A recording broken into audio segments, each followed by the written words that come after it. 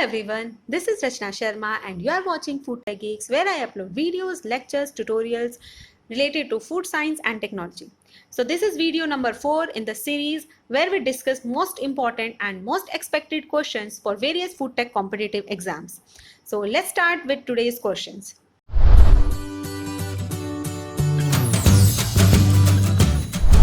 The question number 1 for today's video is, term clinching is associated with which of the following, and the process given are canning, dehydration, drying, sieving. So the answer to this question is option A, that is canning. So if I talk about the clinching process, it is also known as press joining. So clinching is a point joining of metal sheets, and it is being employed in the process of canning. So we know canning is a process in which we hermetically seal our food product into a can. So during canning, there are various steps which we have to perform, and one such step is exhausting. In exhausting, we heat up the can along with its content so that the air could be escaped from the food particles to inhibit the aerobic bacteria growth.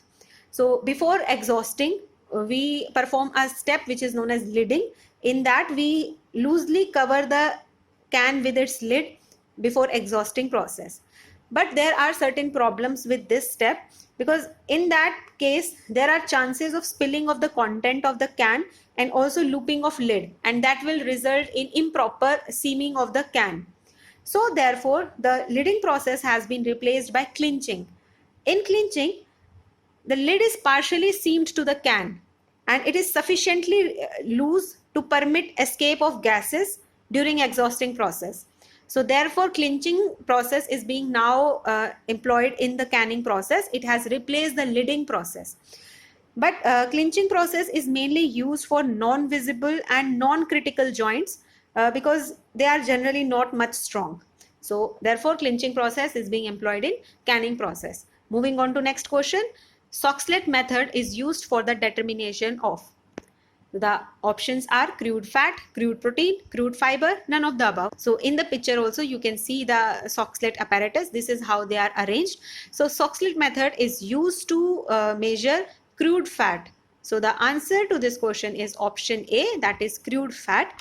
And how it is being estimated? So here in this picture also you can see there are various components of the whole apparatus. The most important are the flask, which is having a solvent, then the extractor tube in which we place our thimble, and the thimble contains our sample, and there is a siphon tube, and there is a condenser. These are the most important parts of this extractor. So if I talk about how the extraction process is being done, so in this picture you can see how it is being done. So what we do is we take our sample, we weigh it and we ground it finely. Then we place our sample in filter paper holder, that is also known as thimble, and then we place it in an extraction chamber, and below the extraction chamber is the flask which is having the solvent, and the solvent is being heated to boil. When the solvent heats, its vapor will rise and they will go to the condensation tube where they will condense into droplets, and these droplets will drip down into the extractor. And when they come in the extractor, they will come directly in the contact with the thimble which is having our sample. So the solvent will solubilize the fat from the sample. So when the liquid level exceeds highest point of siphon, solution is refluxed into the flask. So this solvent reflux is containing fat, which is determined by evaporating solvent. So this is how we estimate crude fat using Soxhlet method. Next question. In which type of drying overall volume of product remain the same after drying? Options are sun drying, spray drying, rotary drying, freeze drying. So we know in the drying process we reduce the moisture content, we remove the excessive moisture, we remove the free water so that the microbial growth, enzymatic reactions, biochemical reactions can be inhibited.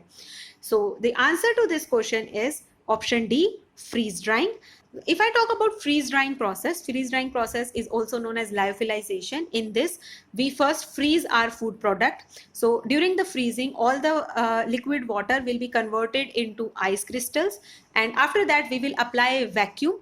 So on applying vacuum, the ice crystals will directly convert into vapors without being converted into liquid. So when there is sublimation of ice crystals directly to vapors, there will be pores formed in the food system. The structure of the food will become slightly porous. So the cell wall will not collapse, the cell wall will remain intact, and that's why the volume of the food sample will remain the same as before drying process. Only the water molecules have been removed directly from ice to vapor, and the overall volume of the food will remain same. You can see in the picture also, the overall shape and volume of the food remain the same. It do not changes during freeze drying process. Next question, for hydrogenation of oil, which of the following metal is used? So hydrogenation is also known as hardening of oil. So it is a chemical process in which we convert our unsaturated fat into saturated fat. So in this reaction, what we do is liquid unsaturated fat is converted into solid fat by addition of hydrogen. We know that unsaturated fats are having double bond and saturated fats are having single bond. So when we add hydrogen, the double bond will convert into single bond. And this reaction is being taken place in a catalyst, which is option D, nickel. So hydrogenation process is a process in which we convert unsaturated fat into a saturated one by addition of hydrogen in the presence of a catalyst that is known as nickel. Next question, pineapple is a good source of lipolytic enzyme, proteolytic enzyme, pectinolytic enzyme, amylase. So the answer to this question is option B, that is proteolytic enzyme. So pineapple has an enzyme which is known as bromelain, and it is a proteolytic enzyme. It acts upon the proteins and it is basically used for meat tenderization. So meat tenderization is an important step to make meat more tender and more juicy. Next question, which protein fraction constitutes gluten? So gluten is a major storage protein of wheat grain. In the picture also you can see it is a sticky mass of wheat. So the options are prolamine and protease, gliadin and zein, gliadin and glutenin, prolamine and gliadin. So the answer to this question is option C, that is gliadin and glutenin. So if I talk about at a molecular level, gluten is made up of gliadin and glutenin. They are two subunits of gluten. So here you can see gliadin and glutenin, they are the subunits of gluten. So when we hydrate them and apply certain mechanical pressure, they will form a mesh-like structure, and that mass is known as gluten. So this is how a gluten is formed. Next question, rice is used for the preparation of sake, gin, brandy, beer. So in the picture you can see this is the beverage which is being produced by rice. So the correct answer to this question is option A, that is sake. So it is an alcoholic beverage and it is made by fermenting rice. So it is also known as Japanese rice wine. And here is the basic process of making sake.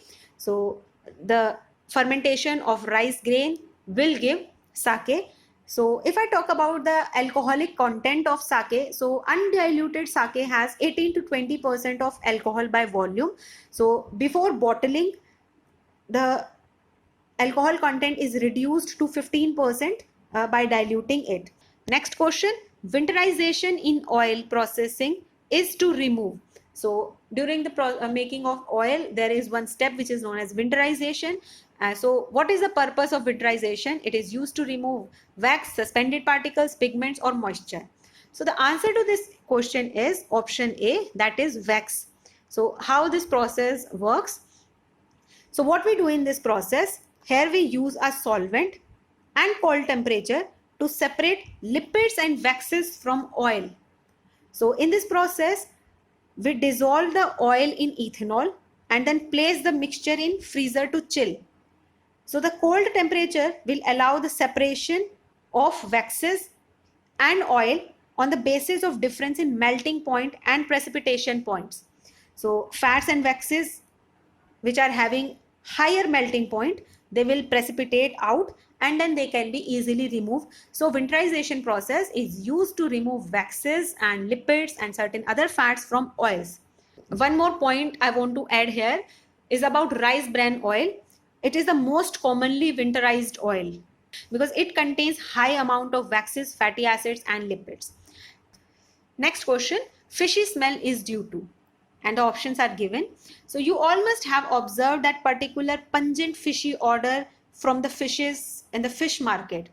So that particular pungent fishy odor is due to the presence of a chemical which is known as trimethylamine. So the answer is option C, trimethylamine. So what is the science behind this? That we know that the fishes are there in the water. So there are certain ocean fishes and freshwater fishes. So this problem of fishy odor is mainly concerned with ocean fishes. Why? Because we know that water in open ocean is about 3% salt by weight. But optimum level of dissolved minerals inside an animal cell is less than 1%.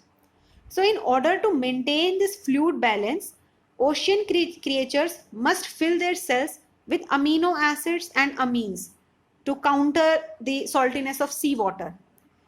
So for this process, ocean fish rely on a chemical which is known as trimethylamine oxide. So this is being present in fishes which are being found in oceans. So once the fish is killed, so the bacteria and the fish enzymes convert this trimethylamine oxide into trimethylamine, and this trimethylamine is responsible for off characteristic fishy odor. So this is the science behind the fishy odor from the fishes. Next question and the last one, hard wheat has high fat content, high protein content, high starch content, high vitamin content. So the wheat can be classified as hard wheat and soft wheat. So this classification is basically done on the basis of protein content, that is total gluten content or protein content. So the answer to this question is option B, high protein content. So the hard wheat are those wheat which are having high protein content or high gluten content. So due to this, the final use of the wheat is being decided. So the hard wheat are bronze colored wheat and they are having high gluten content, and they are typically used to make products which require stronger structure. For example, bread, bun, hard rolls. Because of their high protein content, they are suitable for making the products which are having slightly stronger structure, because the gluten strength will be more in harder wheat. So the harder variety are having generally 12 to 15% of protein. So there we end this video. We are completed with all the questions, and I hope these questions will help you a lot in your preparations. And if you like the video, please give it a big thumbs up and share it with your friends and classmates. And please do not forget to subscribe to the channel. Stay tuned for more updates. Till then, stay safe, stay healthy. Thank you.